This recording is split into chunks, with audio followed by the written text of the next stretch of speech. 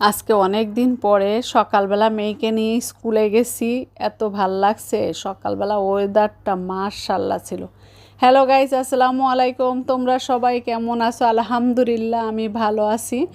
আজকে অনেক দিন পরে স্কুলে গেলাম, তো স্কুলে গিয়ে রাস্তায় আর কি একটু ভিডিও করছি। আমরিন আর আমি স্কুলে যাইতেছি, এত ভাল লাগতেছে। আমি অনেক দিন পরে গেছি, প্রায় 6-7 মাস হবে আমি স্কুলেই যাই না। আজকে বিশেষ কারণে ওর বাবা যাইতে পারে নাই, তাই আমি গেছি। মা মেয়ে দুজনে গল্প করতে করতে গেছি ওই যে স্কুলে।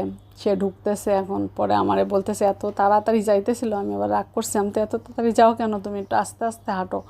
পরে এই যে আসতেছি, এক সময় আমার বান্ধবীর সাথে দেখা হয়ে গেল অনেক দিন পর। আহারে, কিন্তু ভিডিও করতে পারি নাই। ওকে দেখাই নাই বা আমাকেও দেখাই নাই, আমরা সেই পরিস্থিতি ছিলাম না।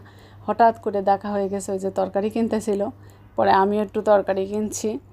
একটু ফোটা, আমি বেশি কিনি নাই, কারণ আমি একা মানুষ, আজকে ওর বাবা নাই।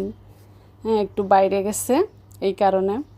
তো আমরিন ও তো খাবে না, কোনো সবজি টবজি কিছুই খায় না, আমি একা, তো আমার জন্য একটু হালকা পাতলা আর ঘরে আসছে, ওইটা দিয়ে আজকে দিব। কালকে তো শুক্রবার, মাশাআল্লাহ ভালো দিন, তো ভালো মন্দ খাওয়াই হবে, ওই জন্য এরকম কেনাকাটা করি নাই।